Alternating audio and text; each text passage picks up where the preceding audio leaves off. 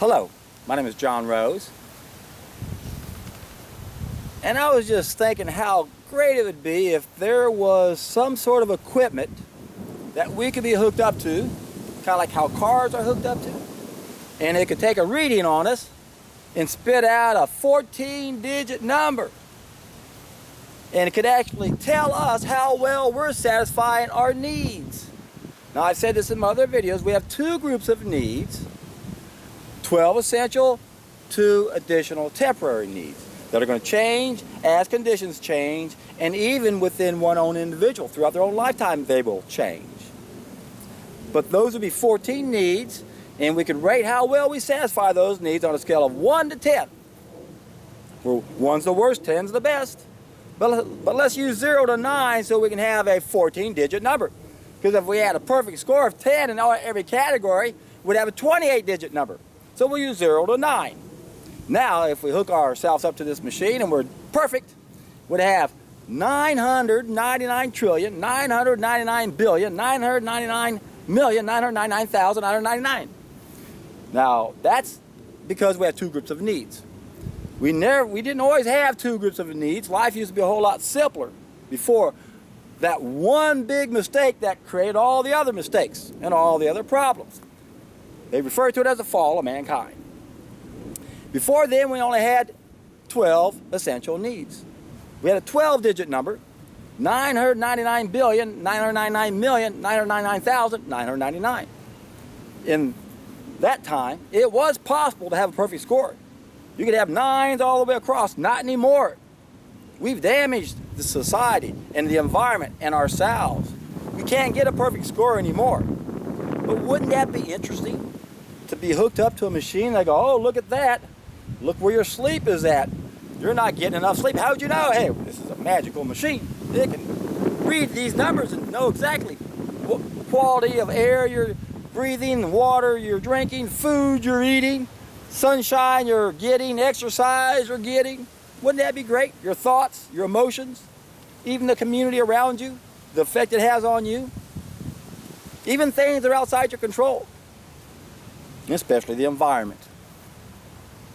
Now, when you take a look at what happened before the fall of mankind, again, we only had a 12-digit number, and pretty much everyone was having 9s all the way across. But something happened. We stopped having a perfect score. The fall of mankind happened when we didn't satisfy one of our needs. Pretty simple when you think about it. Fall of mankind, we did something wrong. Well, what could it have been?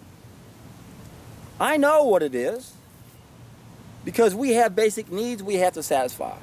And if we don't satisfy them, what happens? We've got a feedback system. Our brains are wired for that, pleasure and pain. We are living systems. We're subject to the law of cause and effect. And those effects are either positive or negative. It's part of our feedback. Illnesses, ill behaviors, fall of mankind didn't satisfy one of your needs. So, you have to understand that that's as complicated as it gets. The fall of mankind can be traced back to those 12 essential needs. Now, which one do you think it is? Did the air change? How about the water? The food? We know that happened. Sunshine? Well, maybe. I don't know. Didn't there used to be a canopy over there that protected us from this sunshine and we lived forever? Then the flood came? Wait a second. Flood came after the fall?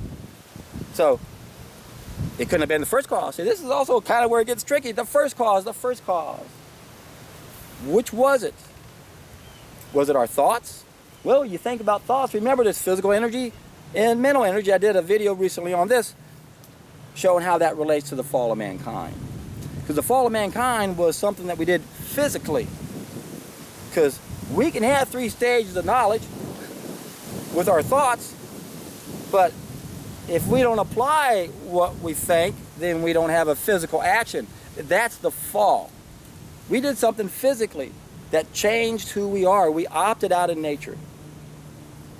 So, what else could it be?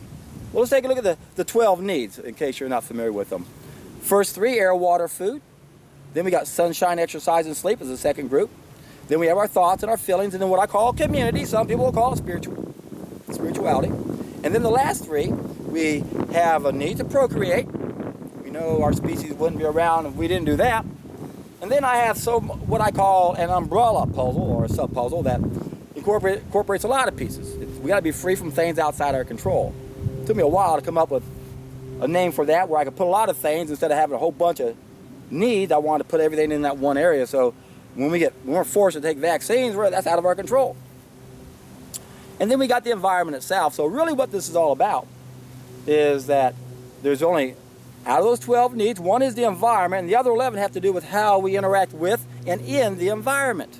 And that's where the fall of mankind is to be found. Now you got to ask yourself, what could it be? We already know that thoughts and emotions are not physical. They do affect us. But is that the actual fall of mankind? Is that what changed who we were? No, it's what we do physically that matters. And there's only one thing that could be. It's got to be the food. It only makes sense. We're not addicted to air and water like we are food. If we can't figure out the fall of mankind and correct it, why do you think that is? Because the world revolves around cooked food. Our economy revolves around cooked food. The sick people who control us could not do it unless we were eating cooked food. That's why it's the fall of mankind. And why is that? Does everyone become evil when they eat cooked food? No. What does cooked food do? Number one, it destroys our biophotons by 100%. And that's when we start losing one of our senses. So we've ended up as a 5-sense species when we're supposed to be a 6-sense species. Now, a lot of us can do okay with 5 senses. We can make up in other areas and have good parents and good values and good belief systems that teach us good values, and we can still behave pretty well, can't we? Even only on 5 senses. But the problem is we need that 6th sense collectively to be able to act the way we need to. As long as most people are disconnected, all of us are always going to struggle. And then the other thing cooking does is it changes the bowel transit time of our food. And now we have a serpent in our belly. In effect, what cooking does is it alters one of our needs. That's how we opted out of nature. We took something from nature, fire, and applied it to something we need from nature, food. It altered the food. It altered us. The fall of mankind altered us. What did we do physically to alter us? And yet, what you're going to have is a lot of people saying, well, you got to go to the first step. I agree, it all starts with the first step. If we don't like what we got in the 3rd stage, we have to realize the 3rd stage can't exist without the 2nd. Second can't exist without the 1st stage. I said step a while ago, but the 1st stage. So yeah, I understand how the 1st stage puts in motion the 2nd stage, but guess what? The 1st stage to the 2nd stage is not an automatic. 2nd stage to the 3rd stage is. That's the law of cause and effect. It's a law of nature. It's no different than getting on top of a roof and jumping. You know where you're going to land every time because it's a law of nature. And we humans are subject to that law. But we get tricked into thinking that, well, we should look at the problem or the source of our problems in that 1st stage because that's what precedes it.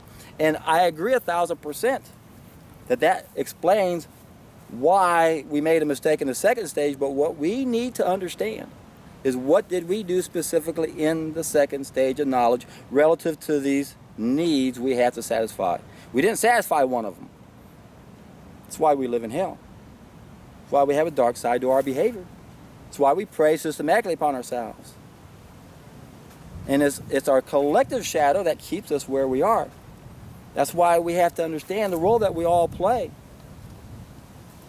The tricky part about understanding how this works is that we can never go back to the garden, so to speak, paradise, which is simply a place that doesn't have problems within our control, unless we all do it.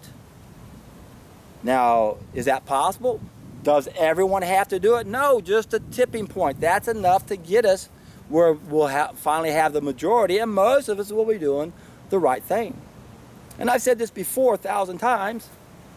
I don't think we're ever going to totally get rid of the ripple effect from the fall of mankind. I believe it's going to haunt us forever as a reminder not to make it again. We're going to still have horrible things happen, because it's going to take a while to undo the sickness we've inflicted upon ourselves. And let's not forget, it takes 7 generations to get us back to where we need to be. So it's going to take a long time where we can get to a point where we feel like, wow, this has got to be like a golden age. And why is that? Because everywhere you go, there's food. Everywhere you go, people feel the wonders of everything, and they know at that point. The more they give, the more they receive, and this will be common knowledge. We won't be competing for resources. We're going to want to share. And why? Because everyone's doing it. Once we get to that level, once we reach the tipping point, and most of us start doing this, we're going to start seeing what kind of illusion this life is, where we don't understand. The more we give, the more we receive. Think of it this way, and I've used this analogy before. Imagine you're on an island with 10 other people, and you all decide to work for yourself, not help each other out. So you each go out there and have to do what you got to do.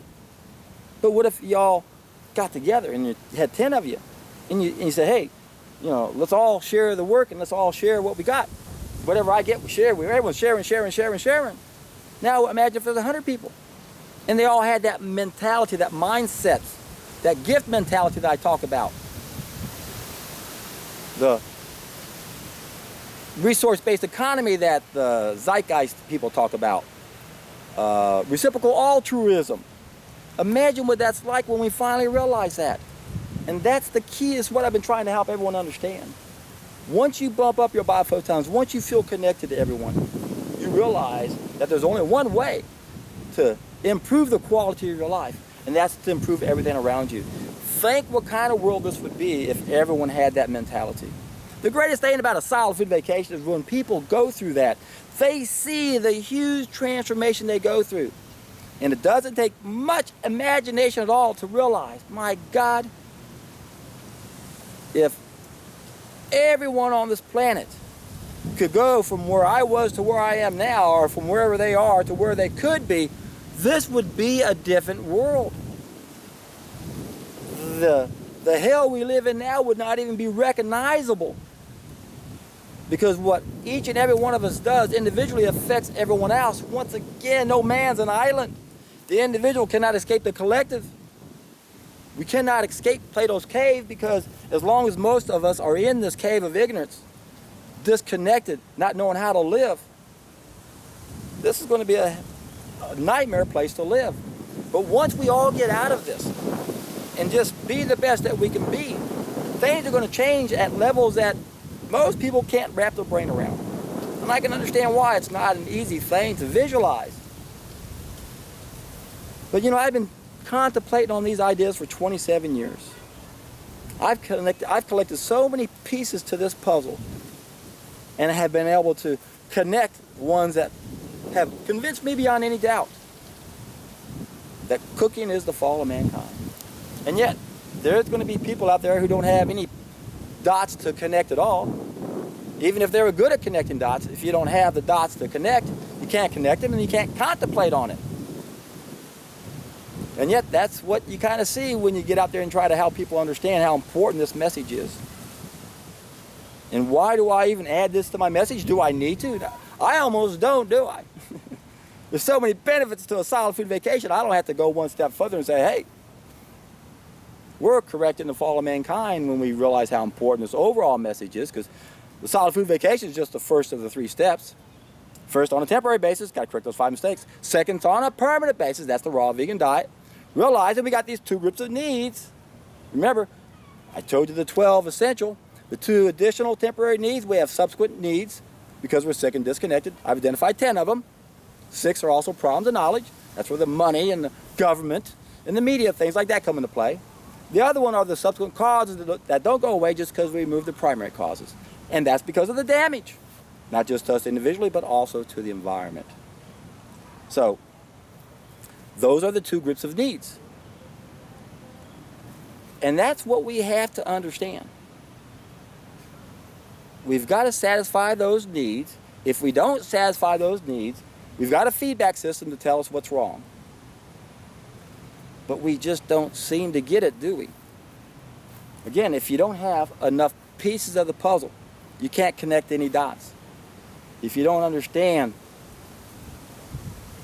all the ramifications that come from cooking our food, then you really want to understand that something that seems to be simple is actually the truth. And remember, things that are profound are extremely simple. Things that are extremely profound are even more extremely simple. It doesn't get any simpler than this. Everyone knows you are what you eat. Why is it so hard for people to extrapolate that as the source of our problems? As, what's his name? Bishop, I don't want to say Jack Sponge. What is his name? Carlton Pearson. Pearson said that the word for fasting means to cover your mouth, because the original sin, the first mistake we made, came in through our mouths through eating. Again, the fall of mankind is something we did. It has to do with our needs. There is no other need more important than our food. There is no bigger mistake when it comes to our food than the cooking of it, because that's the first mistake. That's what allows us to make the second mistake, eating the animals. It's what allows us to eat the third mistake. Plants were not biologically adapted to eat. They have anti-nutrients in it, which means we're not supposed to eat it, but if we cook it and kill it, hey, damage it, now I can eat it. And we wouldn't be processing our foods, and we wouldn't be using chemicals. First step, my friends, is, according to Tolstoy, fast. Why? Because our problems lie in self-control, self-renunciation. We're gluttons, according to Tolstoy. I did a video on Tolstoy's first step. Share this story frequently because I really like this video. I like his essay, 25-page essay. He found the book Ethics of Diet, written by Howard Williams. Had like 89 different great thinkers in the past, all explaining the diet-behavior connection. Every one of them, that's what it's all about. Everyone was talking about, look what happens when you eat the animals. Yes, eating the animals darkened the dark side of our behavior, but we had to have already had a dark side of our behavior before we ate the animal. Anyway, Tolstoy wrote a 25-page essay called The First Step as an introduction to this book he translated into Russian. And of course, Tolstoy is famous for that one quote, "Vegetarianism serves as the criterion by which we know that the pursuit of moral perfection on the part of humanity is genuine and sincere." He knew we weren't supposed to eat animals. He knew we were gluttons. He knew that once we got to a certain age, all we think about is food. When am I going to eat? Where am I going to eat? Food, food, food. Yummy, yummy, yummy, yummy. And how do you take back control? Solid food vacation. When I read that, I go, man, there's another story coming into my life that simply reinforces everything I've been thinking. I know man's problems. I know it has to do with his food. I know we're gluttons. I know the solution is a solid food vacation. I also know that because of the fifth thing we mastered, those chemicals, a water fast is a hard thing to do nowadays. Not even safe if we have too many environmental toxins in us, which most of us do. Remember, little babies are born with 287 chemicals in their umbilical cord. So, water fasting can still work, but it's best to prepare for a water fast now. It used to be the best preparation. Now we got to prepare for one if we have heavy metals in us. What's the alternative? It's a solid food vacation on juices. I guarantee you, my friends. Check out my description box down below. I've got a seminar on how to do this. It's a 2-hour seminar. My seminars usually last 4 hours. I got 28 related videos to back it up. I'm coming out here putting out a video almost every day. I've been doing that for about the last year and a half.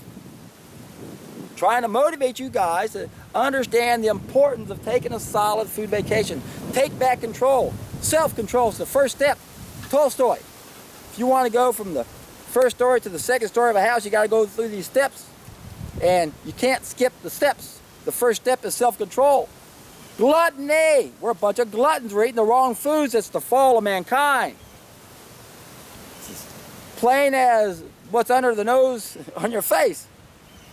Shut your mouth. That's what's getting you in trouble. When you can figure that out, my friends, life gets simpler. And how do you do it? You take a solid food vacation. If you can only go on water, great. If you can only eat fruits and vegetables, nuts and seeds, all raw, great. Remember, there's 3 ways to correct 5 mistakes. I don't care which one you do, as long as we finally correct the first one and do the best we can.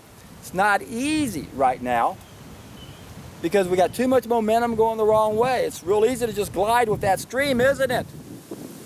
That's why we got to reach the tipping points. Why I say over and over and over. We can't even begin to imagine what this world would be like unless we reach the tipping point. So then the majority of us will do this, and then we'll finally figure out what's really important on this planet. We got to change our mentality. We got the wrong mentality.